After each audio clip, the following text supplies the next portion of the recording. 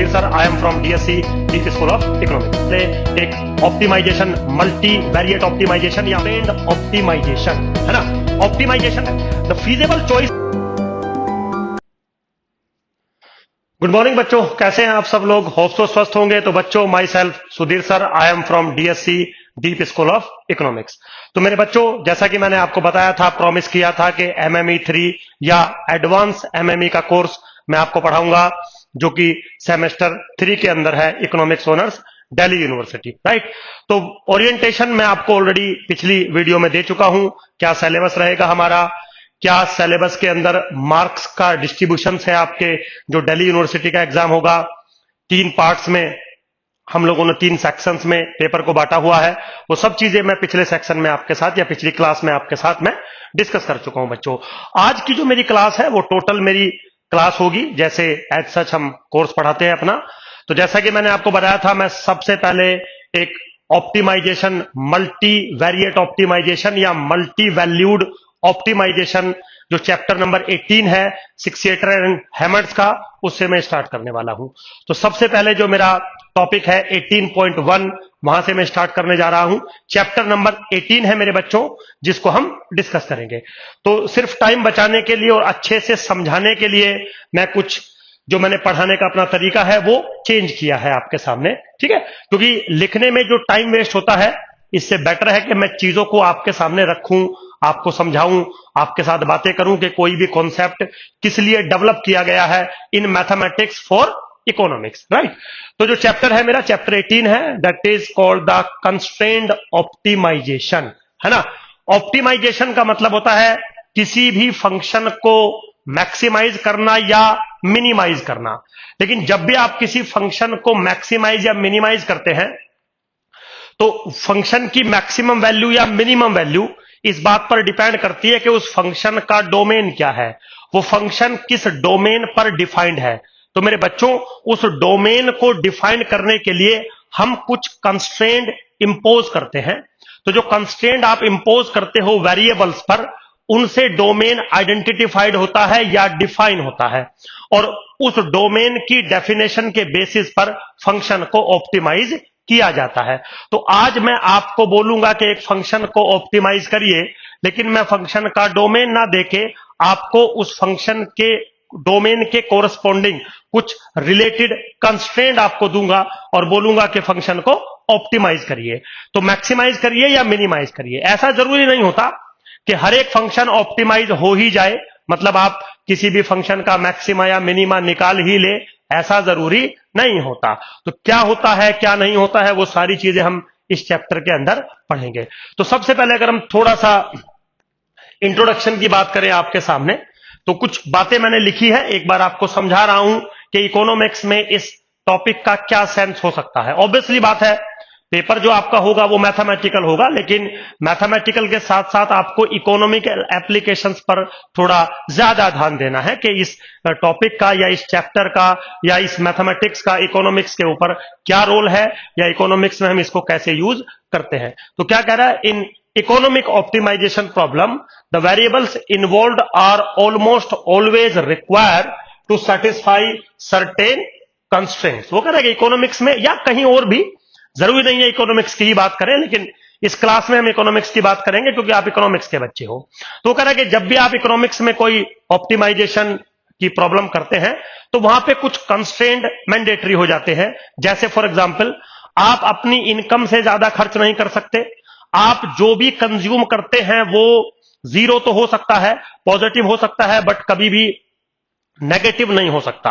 इसका मतलब जो भी आप कंज्यूम करते हैं या जो भी आप इनपुट यूज कर सकते हैं, this must be greater than equal to zero, and your income is always positive, your prices are always positive. Income zero नहीं हो सकती, प्राइसेस जीरो नहीं हो सकते।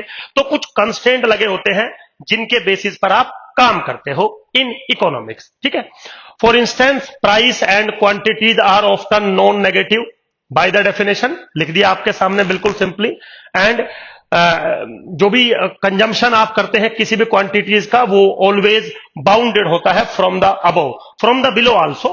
रीजन ये है कि कोई किसी चीज का आप कंज्यूम अगर करेंगे तो वो लिमिट होती है उसकी, आप एक लिमिट से ज्यादा कंजम्पशन नहीं कर सकते, चाहे दुनिया का कोई भी चीज हो। क्योंकि हम जनरली जब बात करते हैं किसी भी साइंटिफिक सब्जेक्ट में या इकोनॉमिक्स में भी बात करते हैं तो रियलिस्टिक बात करते हैं, अनरियलिस्टिक अनसाइंटिफिक बात हम नहीं कर सकते।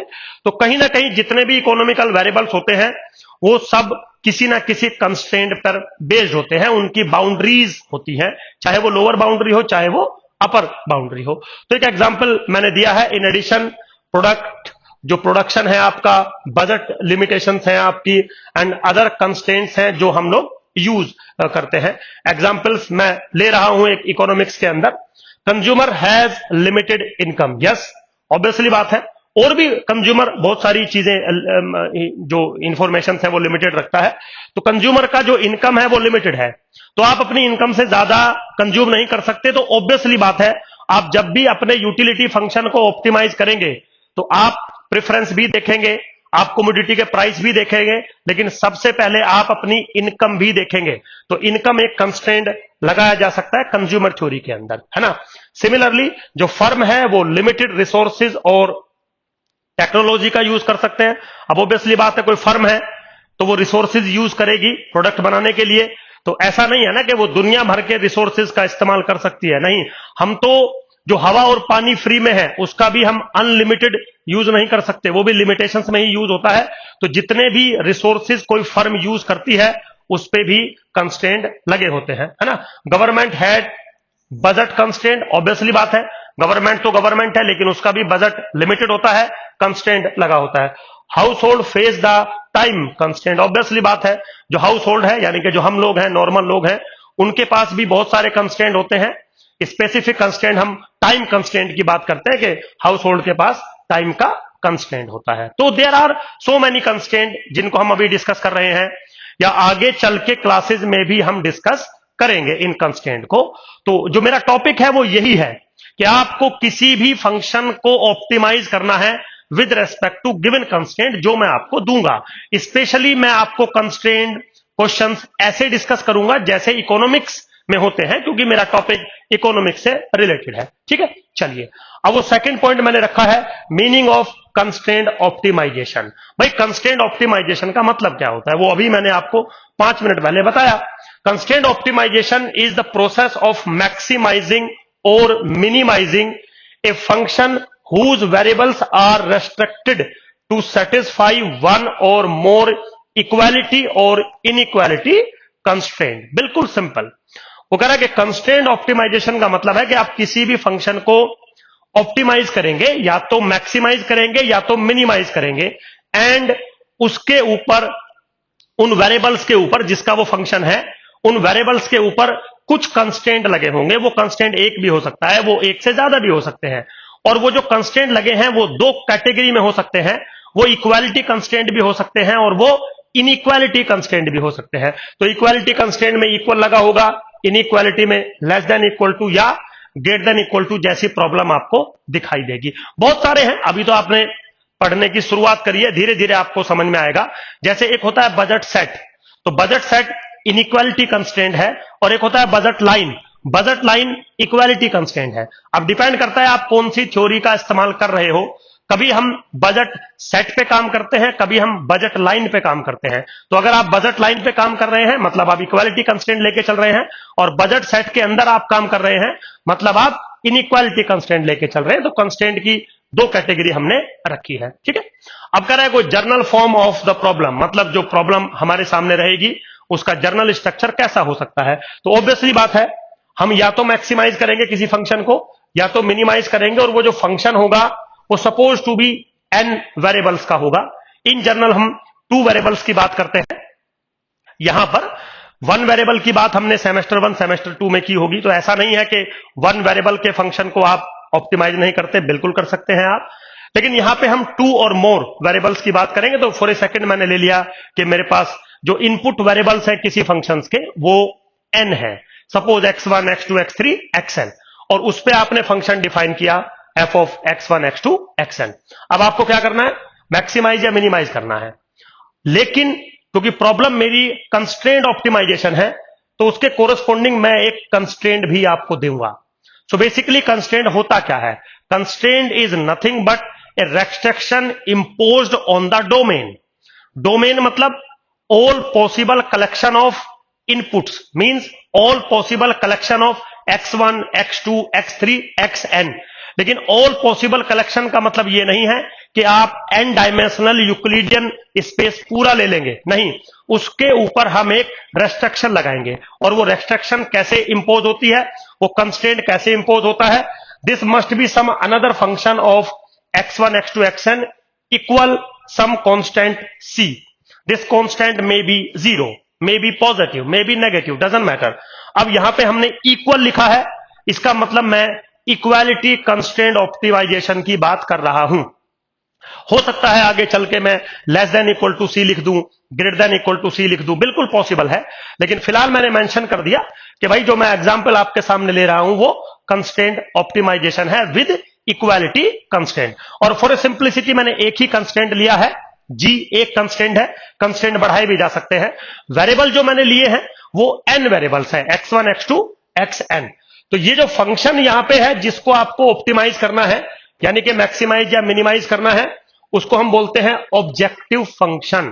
कोई प्रॉब्लम नहीं है, उसको हम बोलते हैं ऑब्जेक्टिव फंक्शन। जो दूसरा फंक्शन है g, जिसको हम कंस्ट्रेंट में कन्वर्ट कर रहे हैं, इसको हम बोलते हैं कंस्ट्रेंट फंक्शन। और जो c है मेरे बच्चों, ये है कांस्टेंट। दिस c में भी 0, डजंट मैटर, ये बिल्कुल पॉसिबल है ना। और देखिए मैंने नीचे लिख भी दिया, v में also have inequality constraint of the form, यानी कि g less than equal to और greater than equal to c, बिल्कुल ऐसा पॉसिबल है। ठीक है, तो ये तो जनरल फॉर्म थी कि भाई ऑप्टिमाइजेशन जब आप करोगे फंक्शन का तो स्टैंडर्ड फॉर्मेट आपकी प्रॉब्लम का क्या होना चाहिए, वो स्टैंडर्ड फॉर्मेट मेरी प्रॉब्लम का ये होना चाहिए जो आपके सामने लिखा है। ठीक है, चलिए आगे चलते हैं। एक छोटा सा मैंने बात रखी है आपके सामने, कंज्यूमर डिमांड प्रॉब्लम, एक टिपिकल एग्जांपल, मतलब एक एग्जांपल लिया है मैंने अपनी बात को समझाने के लिए। ऊपर तक जो मैंने बातें की हैं वो मैंने एक मैथमेटिकल थ्योरेटिकल बातें की हैं कि ऐसे होता है, लेकिन मेरी मजबूरी है कि मुझे आपको इकोनॉमिकल टच जरूर देना पड़ेगा, क्योंकि एग्जाम के अंदर भी जो क्वेश्चन आएगा वो इकोनॉमिकल फॉर्मेट में आएगा या इकोनॉमिकल टच पे आएगा, तो वो देखना पड़ेगा आपको। ठीक है, तो क्या कह रहा है, consider a consumer whose choice is how much of the available income m to spend on n goods whose prices are p1 p2 to pn। Obviously बात है, कंज्यूमर है, वो कह रहा है कि आपको चॉइस करना है कि आप कितना कितना कमोडिटीज, कितना कितना क्वांटिटी ऑफ द कमोडिटीज खरीदेंगे, और आप कितनी कमोडिटीज खरीद रहे हैं, n गुड्स आप खरीद रहे हैं। तो मान लो पहले का आप क्वांटिटी खरीदना चाहते हैं x1, दूसरे का x2, तीसरे का x3 up to so on nth का xn, और उनके प्राइसेस आपको मैंने दे रखे हैं p1 p2 pn, और आपका जो इनकम है वो भी मैंने आपको दे रखा है। लेकिन यहां पे मैंने आपको यूटिलिटी फंक्शन नहीं दिया है, क्योंकि utility function different different consumer का डिफरेंट डिफरेंट हो सकता है। आपको माइक्रो इकोनॉमिक्स के टीचर ने पढ़ाया होगा कि utility function is nothing but the mathematical, the functional representation of the utility of the bundle of a consumer. तो कोई भी कंज्यूमर जब अपने प्रेफरेंस को देता है तो मैथमेटिकली वो प्रेफरेंस को रिप्रेजेंट करता है, या मैथमेटिकली अपने बंडल्स को प्रेफरेंस के कोरस्पॉन्डिंग असाइन करता है, and this assignment, this function is called utility function. तो ऑब्वियसली बात है, यहां पे यूटिलिटी फंक्शन भी मुझे इन्वॉल्व करना पड़ेगा, है ना। Let the quantities of the good consumed be x1 x2 xn, लिख दिया, and the consumer preferences are represented by the utility function this. देखिए वो आ गया ना बात आपके सामने कि जो कंज्यूमर का प्रेफरेंस है वो रिप्रेजेंट करेगा अपने प्रेफरेंस को mathematically, and this mathematically representation is called utility function. So basically this utility function is nothing but x1 x2 x3 xn, है ना।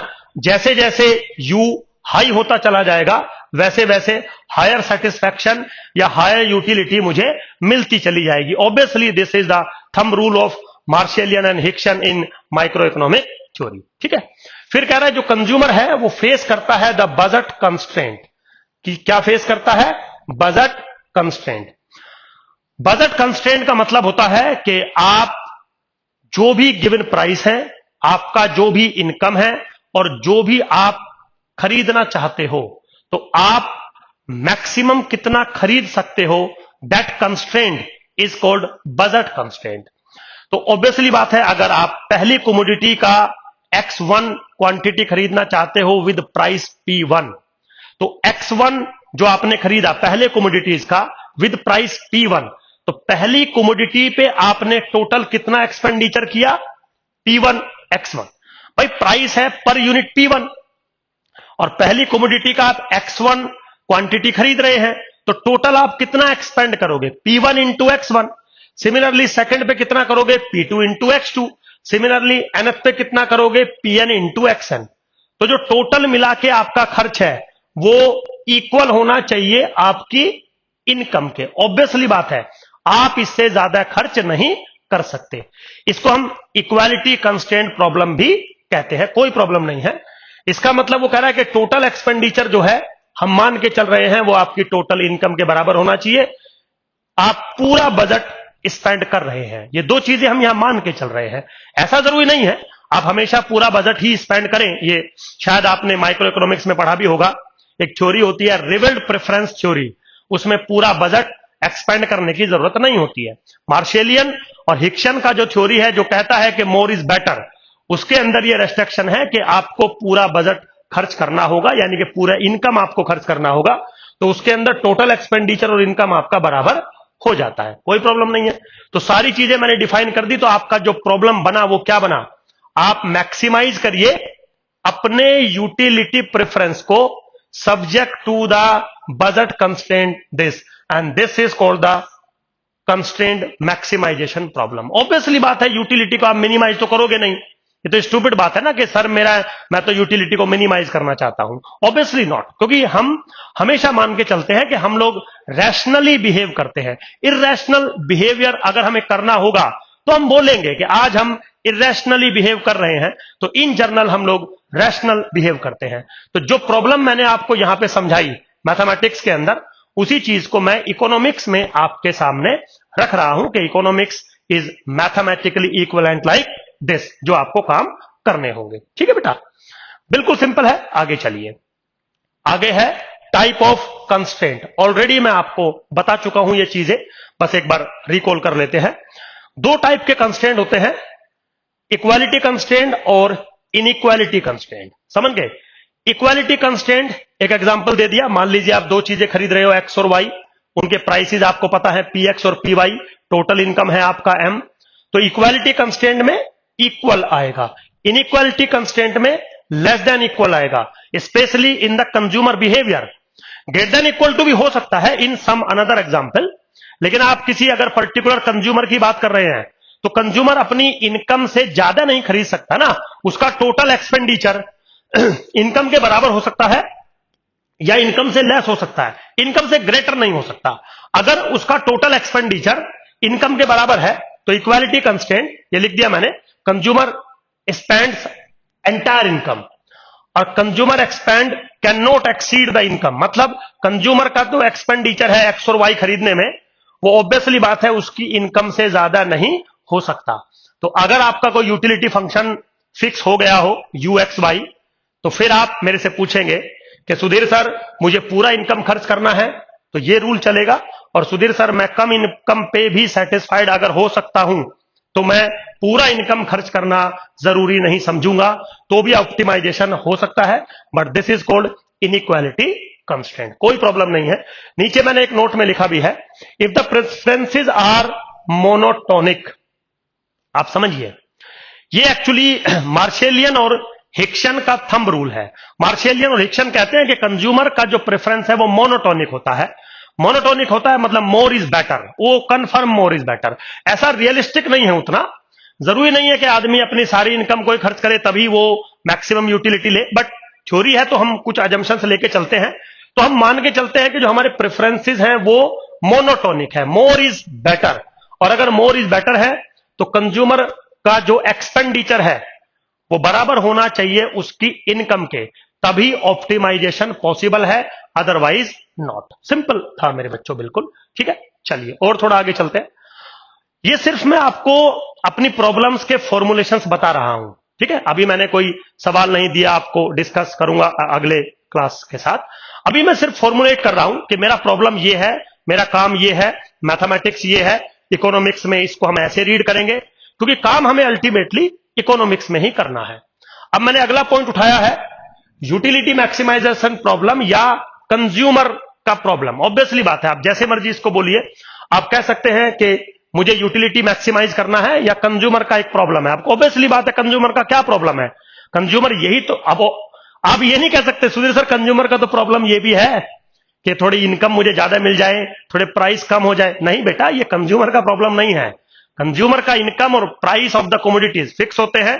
कंज्यूमर का प्रॉब्लम है कि मैं क्या खरीदूं, corresponding to given price and corresponding to my income, मैं क्या खरीदूं such that we get a maximum satisfaction. तो क्या प्रॉब्लम बना? मैक्सिमाइज करना है इस यूटिलिटी फंक्शन को, और ये मैं जर्नल टेंडेंसी ले रहा हूं, तो मैंने एन वेरिएबल्स ले लिए। सारे कमोडिटीज पर जो टोटल एक्सपेंडिचर है वो बराबर होगा एम के। अब इक्वालिटी क्यों लिख रहा हूं? क्योंकि मैं जो यूटिलिटी सिनेरियो ले रहा हूं, वो प्रेफरेंस जो ले रहा हूं, वो मोनोटोनिक मान के चल रहा हूं। दूसरा, मैंने एक कंस्ट्रेंट और लगा दिया कि जितनी भी इंडिविजुअल कमोडिटीज हैं x i, they are always greater than equal to 0 for all i. मतलब कोई भी कमोडिटी का कंजम्पशन आप नेगेटिव क्वांटिटी में नहीं खरीद सकते। देखिए, मैथमेटिक्स में आप जब वेरिएबल डिस्कस करोगे, ऑप्टिमाइजेशन डिस्कस करोगे, तो आपके इनपुट वेरिएबल नेगेटिव हो सकते हैं, बिल्कुल ऐसा पॉसिबल है। लेकिन इकोनॉमिक्स की बात करेंगे, क्योंकि यूटिलिटी मैक्सिमाइजेशन प्रॉब्लम इकोनॉमिक्स का पार्ट है, तो वहां पर यह रेस्ट्रिक्शन लगाना बेहद जरूरी है। तो लोअर बाउंड्री 0 हो गई आपके कंजम्पशन बंडल की, अपर बाउंड्री आपको यहां से मिल सकती है। ऑब्वियसली बात है, x1 जो है वो maximally less than equal to m upon P1 आप खरीदेंगे, या आप चाहे तो ऐसा लिख सकते हैं कहीं पे कि जो xi होगा वो must be less than equal to m upon Pi and obviously greater than equal to 0। तो जितनी भी आपकी क्वांटिटी कंजम्पशन होंगे उन पे भी कंस्ट्रेंट लगे होंगे। ये सब लिखा है। This you is utility function जिसको मैक्सिमाइज करना है, दिस इज बजट कंस्ट्रेंट, है ना। नॉन नेगेटिव कंडीशंस या नॉन नेगेटिव कंस्ट्रेंट इनको बोला जाता है। सारी चीजें आपके सामने सिंपल तरीके से लिखी हुई हैं, ठीक है। अगला पॉइंट लिया है, why budget constraint is written as an equality. ये बात हम बता चुके हैं आपको। वो कह रहा है कि जो बजट कंस्ट्रेंट है आपको उसको इक्वालिटी में ही क्यों लिख रहे हो, क्योंकि मेरे पास जो प्रेफरेंस है वो मोनोटोनिक है, मोर इज बेटर। तो मुझे पता है जब तक सारा पैसा खर्च नहीं हो जाएगा, या अगर आप कम पैसा खर्च करते हो तो आपके पास ऑप्शन है कि आप अपना और कंजम्पशन बढ़ा सकते हो। तो मोर इज बेटर के अंदर आप यूटिलिटी को मैक्सिमाइज सिर्फ और सिर्फ तब करेंगे जब आप पूरा पैसा एक्सपेंड करते हैं। दैट्स वाई हम बजट कंस्ट्रेंट को इक्वालिटी पे लेके चलते हैं। लेकिन पॉइंट टू बी नोटेड, हम बजट को तभी इक्वालिटी पे कंस्ट्रेंट लेके चलते हैं जब आपके प्रेफरेंसेस मोनोटोनिक है। अगर प्रेफरेंसेस मोनोटोनिक नहीं है तो इक्वालिटी कंस्ट्रेंट का होना मैंडेटरी नहीं है मेरे बच्चों, ठीक है। चलिए, अब क्या कह रहा है वो, method of solving constraint optimization problem. वो कह रहा है कि जो कंस्ट्रेंट ऑप्टिमाइजेशन प्रॉब्लम है उसको सोल्व करने के बहुत सारे मेथड हैं, उनमें से 3 बहुत फेमस हैं जिन पे हम काम करते हैं। सबसे पहला है सब्स्टिट्यूशन मेथड। ये सबसे सिंपल मेथड है, बहुत नॉर्मल मेथड है, इसमें कुछ प्रॉब्लम नहीं होती। लेकिन एक प्रॉब्लम है इसमें, ये मेथड सिर्फ तभी वर्क करता है जब जो इनपुट वेरिएबल्स हैं वो सिर्फ 2 हो, एक्स और वाई। तो उसमें क्या होता है, अगर सिर्फ 2 वेरिएबल हैं तो हम कंस्ट्रेंट को सोल्व करके एक वेरिएबल की वैल्यू को दूसरे की टर्म में रिप्रेजेंट करते हैं और फंक्शन के अंदर पुट कर देते हैं। तो फंक्शन 1 वेरिएबल का फंक्शन बन जाता है। जब वो 1 वेरिएबल का फंक्शन बन जाता है तो सेमेस्टर 1 और सेमेस्टर 2 में हमने आपको पढ़ाया है कि 1 वेरिएबल के फंक्शन को ऑप्टिमाइज कैसे करते हैं। आपको पता होगा, derivative put it equal to 0, double derivative check करते हैं नेगेटिव होगा या पॉजिटिव होगा। तो हम सब्स्टिट्यूशन मेथड का यूज कर सकते हैं। लिखा भी है मैंने, used when the constraint can be solved easily for 1 variable. मतलब आप 1 वेरिएबल के में फंक्शंस को अगर कन्वर्ट कर सकते हैं तो ये पॉसिबल है, अदरवाइज नहीं। तो मान लीजिए कोई बच्चा कहेगा सुधीर सर अगर 3 वेरिएबल है, बेटा 3 वेरिएबल है तो भी काम हो जाएगा इससे, लेकिन फिर आपके पास 2 कंस्ट्रेंट होने चाहिए। मतलब कुल मिला के आप अगर फंक्शन को 1 वेरिएबल के फंक्शन में कन्वर्ट कर सकते हैं बाय सब्स्टिट्यूशन सम वेरिएबल्स, तो ये पॉसिबल है। अच्छा, दूसरा, ये सिर्फ तभी पॉसिबल है जब आपके पास सारे कंस्ट्रेंट इक्वालिटी में है। अगर आपके पास कंस्ट्रेंट इक्वालिटी में नहीं है तो ये रूल एप्लीकेबल नहीं है, आप सब्स्टिट्यूट नहीं कर सकते। ठीक है, दूसरा है लैग्रांजियन मल्टीप्लायर मेथड और तीसरा है कुन-टुकर मेथड।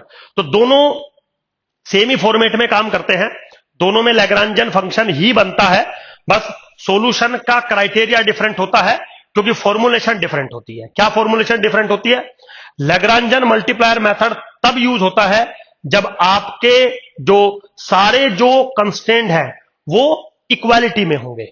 अगर कुछ कंस्ट्रेंट या सारे कंस्ट्रेंट इनइक्वालिटी में है तो आप हमेशा कुन-टुकर थ्योरी का यूज करते हैं। ये लिखा है, इनइक्वालिटी कंस्ट्रेंट अगर आपके पास है तो आप कुन एंड टुकर मेथड का यूज करते हैं, और अगर सारे आपके पास इक्वालिटी में है तो आप लैग्रांजियन मल्टीप्लायर मेथड का यूज करते हैं। सब्स्टिट्यूशन कब यूज करते हैं मैंने आपको बता दिया। तो जर्नली जो ऑप्टिमाइजेशन का प्रॉब्लम होता है, जर्नली ऑप्टिमाइजेशन प्रॉब्लम हम इन तीन मेथड से सॉल्व करते हैं। कोई प्रॉब्लम वाली बात नहीं है, वो सब हमने लिखा हुआ है। तो चलिए जी, एक हम लेके चलते हैं, थोड़ा सा बिल्कुल सिंपल है। नेक्स्ट टॉपिक इसी में 18.1 में वो कह रहा है two variable one equality constraint. इसका थोड़ा सा मैं आपको ग्राफिकल फिनोमिना समझाने के मूड में हूं कि जब हम एक वेरिएबल की बात करते थे, एक कंस्ट्रेंट की बात करते थे तो क्या था सेमेस्टर 1 और 2 में, लेकिन अगर हम टू वेरिएबल ले ले, मतलब जो इनपुट वेरिएबल हैं वो दो हैं, सपोज एक्स और वाई, और वो दोनों सिर्फ एक कंस्ट्रेंट से अटैच है और वो कंस्ट्रेंट भी इक्वालिटी कंस्ट्रेंट है ना, वन इक्वालिटी कंस्ट्रेंट। तो ऑब्वियसली मुझे प्रॉब्लम जैसी होगी उसके सॉल्यूशन का फॉर्मेट भी मुझे वैसा ही बनाना पड़ेगा, मेरी मजबूरी है। तो क्या कर रहा हूं मैं, कंसीडर ए प्रॉब्लम, मैक्सिमाइज करिए एक टू वेरिएबल के फंक्शन को जो कि एफ ऑफ एक्स वाई है, और जो सब्जेक्ट टू द कंस्ट्रेंट है वो इक्वालिटी है और वो भी दो वेरिएबल का फंक्शन है। तो I call this g x y is equal to c, c में बी जीरो। इक्वालिटी कंस्ट्रेंट क्यों है वो मैंने आपको बता दिया, और वेरिएबल कितने हैं, दो वेरिएबल हैं।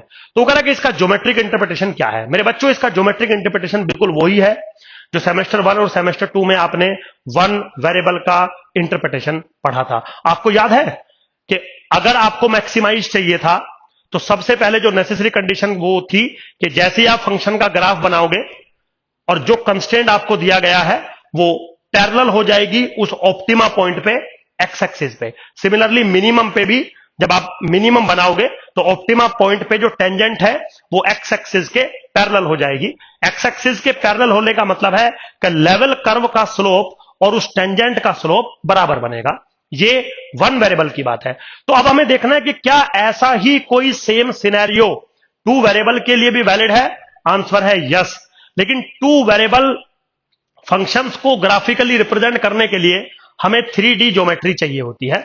अब ऑब्वियसली बात है, बोर्ड पर 3D ज्योमेट्री बनाना ऑलमोस्ट इंपॉसिबल है, लेकिन फिर भी हम लोग कोशिश करते हैं कुछ बनाने की, क्योंकि 3D ज्योमेट्री इसलिए चाहिए, जब आप दो वेरिएबल का फंक्शन डिफाइन करते हैं तो दो डायमेंशन तो डोमेन की हो गई, एक डायमेंशन कोडोमेन की होगी। तो जब ग्राफ बनाओगे तो डोमेन और कोडोमेन यानी कि रेंज फंक्शन की दोनों लेने पड़ते हैं आपको, तो 3 डायमेंशनल ज्योमेट्री चाहिए होती है, बट हमने उसको थोड़ा बनाने की कोशिश करी है। क्या है ज्योमेट्रिक इंटरप्रिटेशन, क्या है, तो 3D surface of z is equal to F of x Y.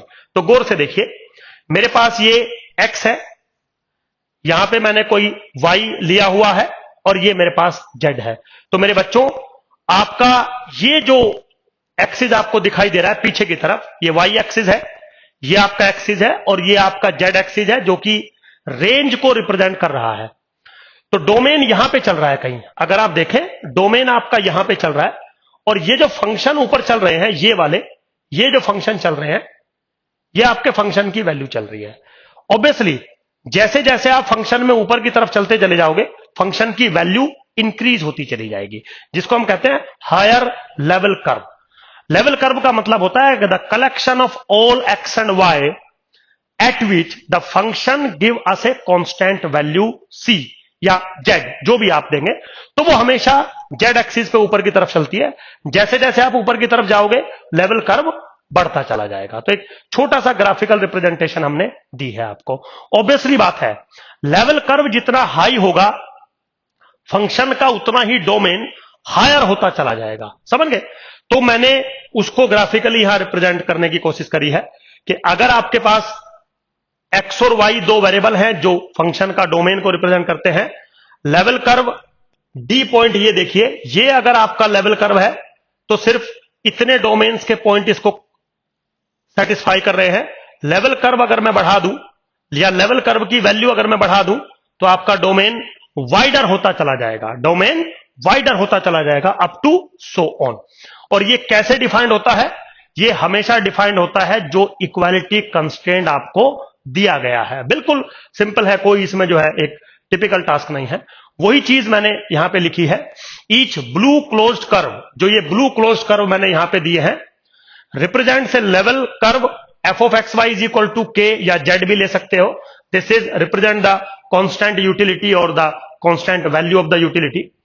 The red curve represents the constraint g of x y is equal to c. ये जो आपने ये जो दिया है ना, ये वाला समझ गए, ये आपके कंस्ट्रेंट को रिप्रेजेंट कर रहा है, क्योंकि यहां पर हम वही पॉइंट्स कंसीडर करते हैं जो मेरे कंस्ट्रेंट को सेटिस्फाई करते हैं। देखिए, फंक्शन तो डोमेन के सारे पॉइंट्स पे बहुत सारी वैल्यू देगा, लेकिन मैं डोमेन के सारे पॉइंट कंसीडर नहीं कर सकता ना। कंस्ट्रेंट ऑप्टिमा का मतलब ये है कि हम सिर्फ फंक्शन की उन्हीं पॉइंट्स पर बात करेंगे जिन पर वो कंस्ट्रेंट सेटिस्फाई होगा।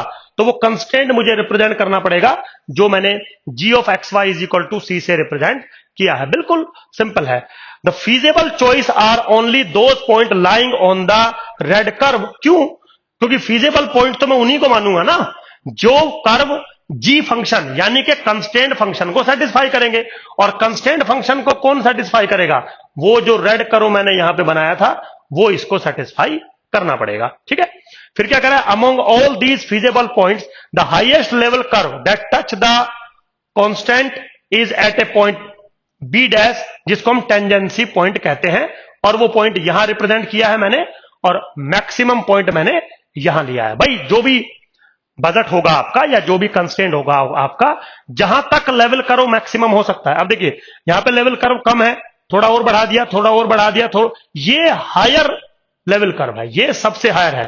तो this will give us the optimum value, जिसको हम टेंजेंसी पॉइंट भी कहते हैं, जिसको हम टेंजेंसी पॉइंट भी कहते हैं। बिल्कुल सिंपल। ठीक है, तो ये एक छोटी सी ग्राफिकल रिप्रेजेंटेशन थी कि जब आप कंस्ट्रेंट ऑप्टिमाइजेशन की प्रॉब्लम को डील करते हैं, स्पेशली दो वेरिएबल की, तो वो ग्राफिकली कैसे बिहेव करता है वो आपको मैंने समझाने की कोशिश करी है। ठीक है, अब वो कह रहा है कि कंडीशन फॉर मैक्सिमम या कंडीशन फॉर मिनिमम। सिंपल है बिल्कुल।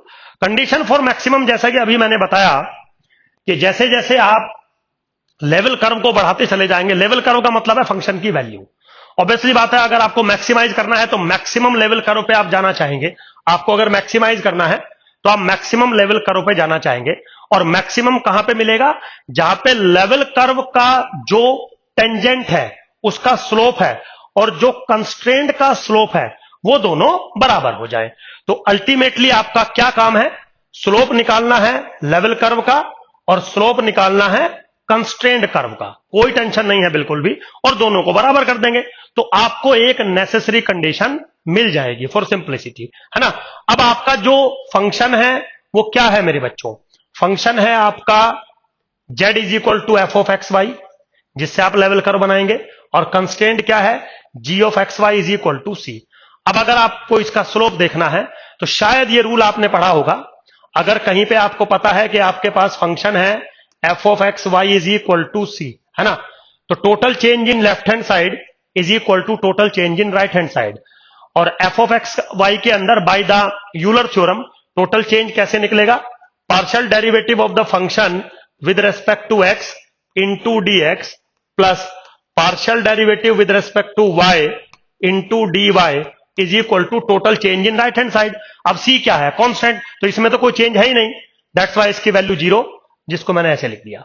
तो ये जो आपको एफ ऑफ एक्स दिखाई दे रहा है ना, this F of X is nothing but partial derivative of the function F with respect to x into D X, total change in X, plus partial change in Y into total change in Y is equal to total change in the right hand side which is 0, क्योंकि ये तो के तो constant है ना, level है function का, तो लेवल कर्व का लेवल है कि ये कांस्टेंट रहेगा। अगर आप इसको सोल्व करोगे तो स्लोप क्या होता है, dy बाय डी एक्स, यहां से आपको स्लोप मिल जाएगा dy by d x, which is nothing but minus के f of x divided by f of y. Similarly जो कंस्ट्रेंट है g of x y is equal to c, इसका slope निकालोगे तो dy बाय डी एक्स क्या आएगा, minus के जी x by ji Y, और दोनों को इक्वेट करोगे तो मेरे बच्चों ये रिलेशन आ जाएगा। नाउ दिस विल बी या this is the necessary condition for constraint optimization. ये मैथमेटिकली है, ये बिल्कुल मैथमेटिकली है, इसमें मैंने कुछ नहीं किया है, बस इसका मैं इकोनॉमिकल इंटरप्रिटेशन आपको दे सकता हूं, जो कि मैंने यहां पर लिखा भी है। इकोनॉमिकल इंटरप्रिटेशन क्या है, for the consumer problem maximize this utility function subject to some constraint this one.